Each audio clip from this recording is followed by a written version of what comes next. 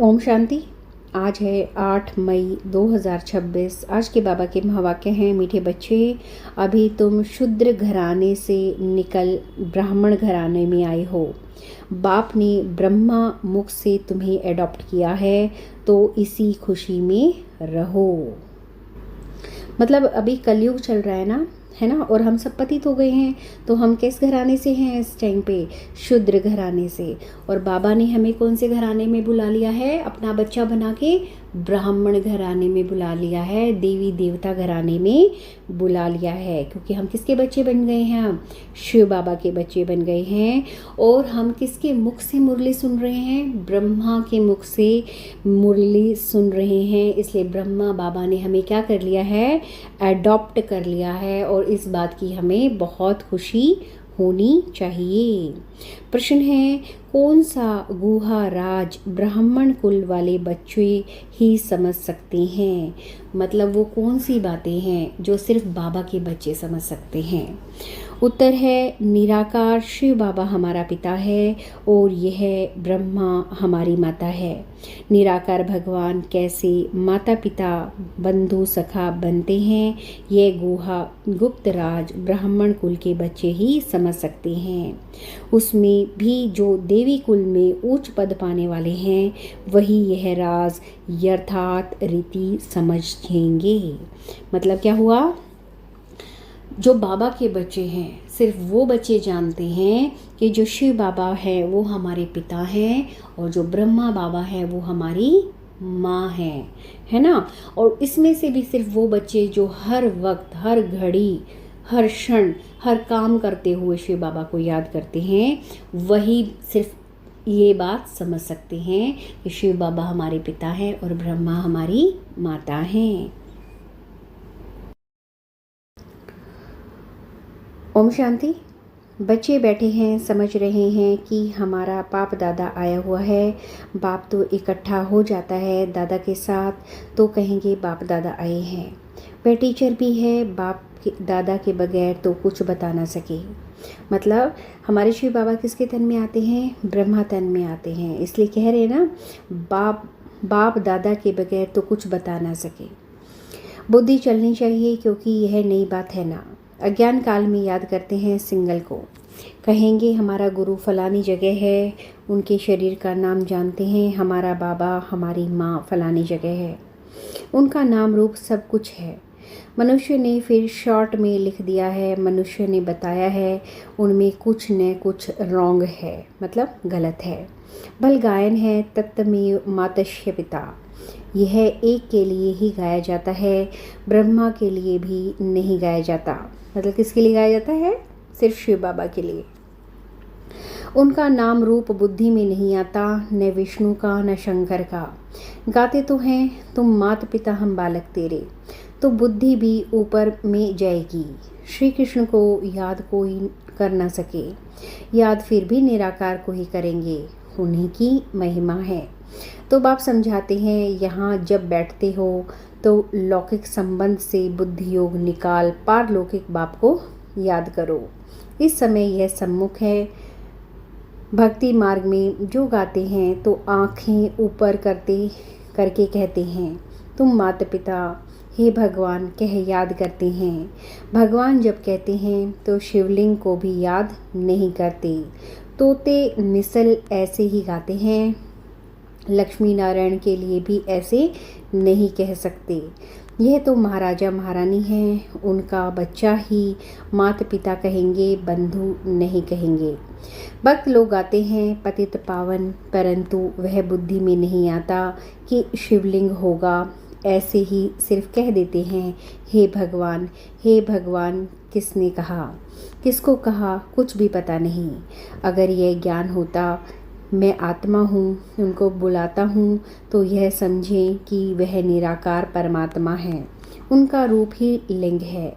यथार्थ रीति कोई बाप को याद नहीं करते। उनसे प्राप्ति क्या होगी, कब होगी, यह कुछ भी नहीं जानते। तुम भी नहीं जानते थे, अभी तो बाप के बने हो, तुम जानते हो हमको शिव बाबा ने ब्रह्मा द्वारा अपना बच्चा बनाया है। यह ब्रह्मा माँ है। इस ब्रह्मा माता द्वारा शिव बाबा ने एडॉप्ट किया है। इस समय तुम अच्छी रीति जानते हो हम शिव बाबा के बच्चे हैं। साकार में फिर प्रजापिता ब्रह्मा के बच्चे हैं। प्रजापिता ब्रह्मा द्वारा मनुष्य सृष्टि रचते हैं, ऐसे नहीं कि कोई नई रचते हैं। नहीं, इस समय आकर गोद में लेते हैं, एडॉप्ट करते हैं। अब माता पिता कहते हैं तो शिव पिता ठहरा और माता ब्रह्मा ठहरी। उनको कहा जाता है माता पिता। बाप ब्रह्मा द्वारा कहते हैं तुम आत्माएं मेरे बच्चे हो। फिर आत्मा को पहचान देते हैं कि आत्मा क्या है। कहते भी हैं भ्रिकुटी के बीच में रहती है, स्टार मिसल है और कुछ भी नहीं जानते। यह कह ना सके कि आत्मा 84 जन्म भोगती है। आत्मा शरीर द्वारा पाठ बजाती है। भिन्न भिन्न राम रूप देश काल से आत्मा एक शरीर छोड़ती है तो सारा परिवार ही बदल जाता है। कोई एडॉप्ट करते हैं तो परिवार ही बदल जाता है। माता पिता जिससे जन्म लिया उसको भी जानते हैं। फिर जो एडॉप्ट करते हैं उनके घर का बन जाते हैं। यहाँ तुम शूद्र घराने से निकल अब ब्राह्मण घराने में आए हो। ब्रह्मातन से तुमको एडॉप्ट किया है। तुम तो ब्राह्मण कुल में आ गए। यह बातें शास्त्रों में नहीं लिखी जा सकती। यह समझाया जाता है, लिखने से कोई समझते नहीं। मतलब हम बाबा के बच्चे हैं तो बाबा के बच्चे कौन से बच्चे हैं? ब्राह्मण बच्चे हैं। और अब हम किस कुल में आ गए हैं? ब्राह्मण कुल में, क्योंकि हम बाबा के सच्चे वाले बच्चे हैं। अभी तुम बच्चे ही जानते हो हम परमपिता परमात्मा की संतान बने हैं। यह तो हो गई माँ। ब्रह्मा को प्रजापिता ही कहते हैं। इस द्वारा तुम बच्चे को एडॉप्ट करता हूँ। यह कितनी गुप्त बातें हैं, सिवाय सम्मुख के कोई समझ न सके। समझेंगे भी वह जो इस ब्राह्मण कुल के होंगे। देवी कुल में ऊंच पद पाने वाले होंगे। नए किसकी बुद्धि में यह बातें बैठेंगी नहीं। न बुद्धि में बैठेगा, न किसको समझा सकेंगे। तुम्हारे में भी नंबरवार पुरुषार्थ अनुसार है जिनकी बुद्धि में बैठता है। गाया जाता है तत्तमेव माता पिता। याद किया जाता है शिव बाबा को। फिर कहते हैं तुम माता पिता। एक बाप फिर माता पिता कैसे? यह बातें और कोई समझा न सके। जैसे शास्त्रों में व्यास ने जो लिखा है वह मनुष्य ने कंठ कर लिया है, वैसे तुमको भी कहेंगे। तुमको कोई ने बताया है, तुमने कंठ कर लिया है। नए मनुष्य के लिए समझना बड़ा मुश्किल है। यहाँ रहने वाले भी कोई किसी को इतना भी समझा नहीं सकते। तुम आत्मा हो, तुम्हारा बाप परम पिता परमात्मा है। वह बेहद का बाप ही बेहद का वर्षा देते हैं। वर्षा दिया था, फिर पुनर्जन्म लेते लेते 84 जन्म तूरे हुए। अब बाप फिर वर्षा देने आए हैं। यह किसी को समझाना कितना सहज है। तुम माता पिता किसको कहा जाता है, विचार की बात है ना। ब्रह्मा द्वारा अडॉप्ट करते हैं, फिर माँ भी ज़रूर चाहिए। तो जो अनन्य बच्ची होती है, ड्रामा प्लान अनुसार उनको जगत अम्बा का टाइटल दिया जाता है। मेल को जगत अम्बा नहीं कह सकते, इनको जगत पिता कहेंगे। इनका प्रजापिता नाम मशहूर है। अच्छा, प्रजा माता कहाँ? जो अडॉप्ट किया जाता है माता को। आदि देव तो है, फिर आदि देवी को मुकर्रर किया जाता है। जगत अम्बा तो है एक ही, उनकी ही महिमा है। जगत अम्बा पर कितना मेला लगता है, परंतु उनके ऑक्यूपेशन को कोई नहीं जानते। कलकत्ते में काली माता का मंदिर है। बॉम्बे में भी जगत अम्बा का मंदिर है। शक्ल अलग अलग है। जगत अम्बा है कौन, ये कोई नहीं जानते। उनको ही भगवती कहते हैं। जब जगत अम्बा को भगवती नहीं कह सकते, वह तो ब्रह्माणी है, ज्ञान ज्ञानेश्वरी है। उनको बाप से ज्ञान मिला है। तुम सब जगत अम्बा के बच्चे हो, ज्ञान सुनकर फिर सुनाते हो। तुम्हारा धंधा ही यह हुआ। तुमको ईश्वर पढ़ाते हैं, कोई मनुष्य नहीं पढ़ाते हैं।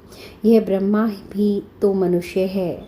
मनुष्य कोई को भी पावन बना नहीं सकते। मनुष्य की बुद्धि इतनी डल हो गई है जो कुछ भी समझते नहीं हैं। पतित पावन तो एक ही बाप है, वह आते ही हैं पतितों को पावन बनाने।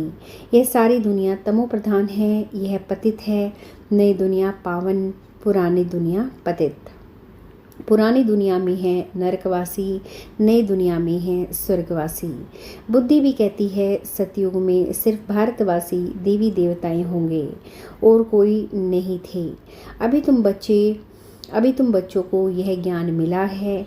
नई दुनिया में पहले सूर्यवंशी देवता थे, फिर चंद्रवंशी हुए तो सूर्यवंशी पास्ट हो गए। चंद्रवंशी के बाद फिर वैश्यवंशी आते हैं। बरोबर लक्ष्मी नारायण का राज्य था। अच्छा, अनेक आगे क्या था, उनके आगे क्या था, यह कोई समझ ना सके। तुम बच्चों को बाप ने चक्र का राज समझाया है। द्वापर में है वैश्यवंशी, कलयुग में होते हैं शूद्रवंशी। मतलब जो सीढ़ी है वो नीचे उतरती जाती है ना। और हम पावन से क्या बन गए हैं, पतित बन गए हैं। अभी तुम जानते हो हम ब्राह्मण बने हैं, तुमको बाप ने अपना बनाया है, अर्थात शूद्र धर्म से देवता धर्म में ट्रांसफर किया है। अब सूर्यवंशी चंद्रवंशी तो है नहीं, न लक्ष्मी नारायण का राज्य है न राम राज्य है। अब है कलयुग का अंत। कलयुग के बाद जरूर सतयुग आएगा। कलयुग में यह पुरानी पतित दुनिया है, महान दुखी है। इसलिए देवताओं की जाकर महिमा गाते हैं, माथा टेकते हैं। अच्छा, लक्ष्मी नारायण को यह राज्य किसने दिया? कोई है जो बता सके?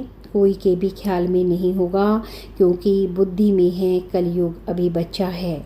40,000 वर्ष पड़े हैं, इसलिए यह ख्याल आते ही नहीं। तुमको यह ख्याल आता है। कई बच्चे कहते हैं हमें याद नहीं रहती। क्यों नहीं रहती? क्योंकि सवेरे सवेरे उठकर याद में बैठकर धारणा नहीं करते। समझते भी हैं, फिर किसको समझा नहीं सकते।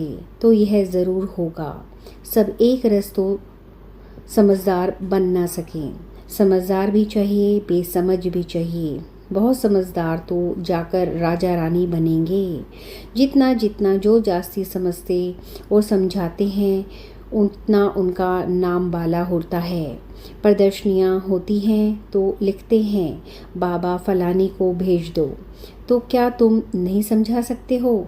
बाबा उनकी प्रैक्टिस जास्ती है। हम थोड़े कच्चे हैं। क्या कहते हैं? हम थोड़े कच्चे हैं। बाबा खुद ही कहते हैं कहाँ से भी निमंत्रण मिलता है तो लिखकर भेजो। कौन कौन हैं तो हम देखेंगे किस किस को भेजना चाहिए। सन्यासी भी उस निमंत्रण पर हैं क्या? फिर बहुत अच्छी ब्रह्म कुमारी को भेजना होगा। अच्छा, कुमार का है, मनोहर है, गंगे है, इसमें से किसी को भी भेज दो। बच्चे तो ढेर हैं, जगदीश को भेज दो, रमेश को भेज दो। तुम भी समझते हो एक दो से होशियार हैं। जैसे जज मजिस्ट्रेट होते हैं, एक दो से होशियार होते हैं। गवर्नमेंट जानती है एक दो से होशियार हैं, तब तो केस एक दो से ऊपर जाते हैं। फिर हाई कोर्ट में जाओ, फिर उनसे ऊपर। उनसे भी जजमेंट ठीक न दी तो फिर उनसे ऊपर जाएंगे। इसके ऊपर तुम रहम करो। अब यह सब बातें यहाँ होती हैं, सतयुग त्रेता में होती नहीं। फिर द्वापर में राजा रानी का राज्य होता है, वहाँ तो महाराजा महारानी ही केस संभालते हैं। केस होंगे भी थोड़े।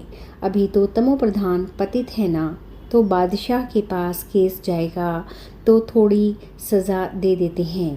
कड़ी भूल होगी तो कड़ी सज़ा देंगे। यहाँ तो कितने जज वकील ढेर हैं, इनका कारोबार में फ़र्क है। सतयुग में क्या होता है यह किसी को पता नहीं। अब बाप ने समझाया है, कोई से भी पूछो, इन लक्ष्मी नारायण को जानते हो?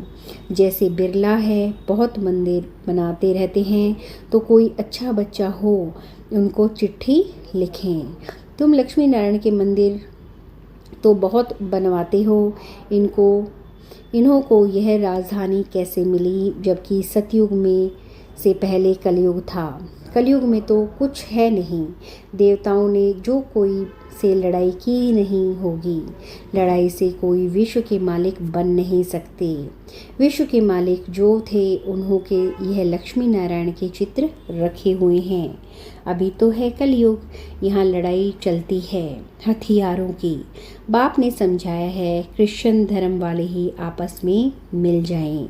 आपस में प्रीत रखें तो विश्व के मालिक बन सकते हैं, परंतु विश्व के मालिक तो लक्ष्मी नारायण ही बनते हैं। बुद्धि कहती है, यह आपस में मिल जाएं तो मालिक बन सकते हैं, परंतु सतयुग में किंग क्वीन तो कोई बन ना सके। ड्रामा ही ऐसा बना हुआ है। अभी हम फिर से योग बल से स्वर्ग का वर्षा ले रहे हैं। तुम बता सकते हो, कल पहले भी संगम पर बाप से पद पाया है, 84 जन्म पूरे हुए, फिर से वर्षा ले रहे हैं। अच्छा, मतलब अब हम संगम पर किसे याद कर रहे हैं? अपने बाबा शिव को याद कर रहे हैं ना। क्यों याद कर रहे हैं? ताकि हमें सतयुग का वर्षा मिल सके। और हमें ये भी पता है, पूरे 5000 वर्ष का ड्रामा है जो भी पूरा होने वाला है, और उसके बाद दोबारा से सतयुग आएगा। और हमें ये भी पता है, इस संगम युग पर कौन आया हुआ है? हमारे शिव बाबा आए हुए हैं।